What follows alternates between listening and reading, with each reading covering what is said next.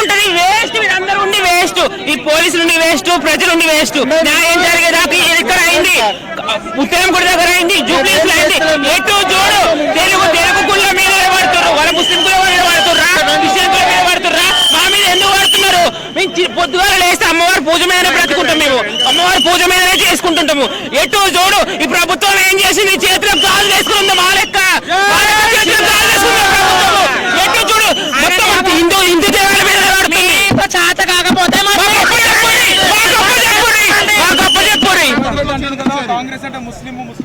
అదే అంటున్నా కదా. ఎటు చూడు ఒక మాట చెప్తున్నా, ఏమన్నా కేసీఆర్ ఉన్న ప్రభుత్వము మాకు బోనాల పండుగ అయినా బతుకమ్మ పండుగ అయినా ఒక అంగరంగ వైభవంగా సంబరంగా ఉంటుండే. ఈ మొన్న 2 సంవత్సరాల నుంచి చూసుకుంటే బోనాల పండుగ తీరలేదు, ఒక ఆట పాటలు లేవు, శివసత్తులు జోగినీలు అంటే ఒక ఆట పాట ఏదీ లేదు. ఒక ప్రభుత్వం వచ్చిందంటే ప్రభుత్వం వచ్చింది అంతే తప్ప ఇక్కడ జరిగేది ఏమీ లేదు. పొద్దుగాలే అమ్మవారి స్మరణ మీదనే ఉంటాం మేము, శివశక్తులము జోగినీలము.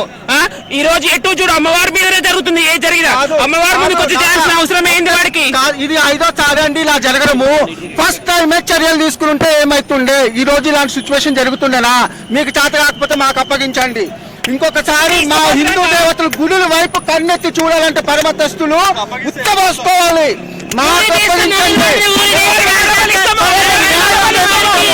సరైన న్యాయం చూపిస్తాం మేము, సరైన న్యాయం మేము చూపిస్తాము. మాకప్పు చెప్పండి. ఇంకొకసారి హిందూ పరమతస్తులు హిందూ దేవాలయ వైపు కన్నెత్తి చూడాలంటే భయపడాలి. కొట్టము, మేము కొట్టము, తిట్టము, చెయ్యము. మేము ఏం చేస్తామో అది చేస్తాము. ప్రతి నెలకి కాదు. మరి ఎందుకు జరగనిస్తున్నారు మీరు? ఎందుకు జరగనిస్తున్నారు? మీ మీడియా అందరూ ఉన్నారు కదా, ఆగ్రాని మీడియా అందరూ ఉన్నారు కదా. మొదటిసారి జరిగినప్పుడు పోలీసు శాఖ వారు కఠినంగా చర్యలు తీసుకొని ఉంటే ఇది 5వ సారి ఇలా జరుగుతుందా? మీరు చెప్పండి. మీరు నన్ను అడిగారు కదా, మీరు చెప్పండి. మొదటిసారి జరిగినప్పుడు అసలు ఎందుకు జరుగుతుంది, ఎలా జరుగుతుంది, దీనికి మూల కారణం ఎవరు, ఎక్కడున్నాడు అని చెప్పండి. ఏ పోలీస్ శాఖ వారికి తెలియదా? టెక్నాలజీ ఎంతో డెవలప్ అయిపోయింది.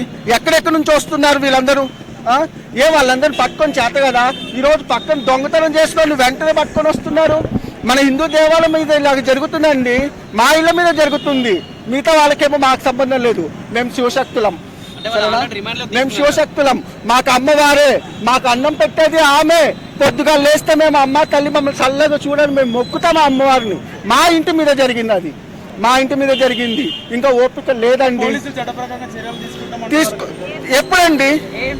మొదటిసారి అదే చెప్పారు, ఇప్పుడు అదే చెప్తున్నారు. మొదటిసారి అదే చెప్పారు, ఇప్పుడు అదే చెప్తున్నారు. ఈసారి పోలీసు శాఖ వారు తీసుకునే శిక్ష, ఈసారి పోలీసు శాఖ వారు తీసుకునే శిక్ష ఎలా ఉండాలి అంటే, ఇంకొకసారి ఇలాంటి చర్య జరగాలి అంటే ఆలోచించాలంటేనే భయపడాలి. అలా పోలీస్ శాఖ వారు ఇలాంటి చర్య తీసుకోవాలి. మేమైతే తనకి మా చేతికి ఇచ్చేయండి బాధ అనుకుంటున్నాను. వారు జైల్లో ఉంటే 3 పూలు తిండి తింటారు,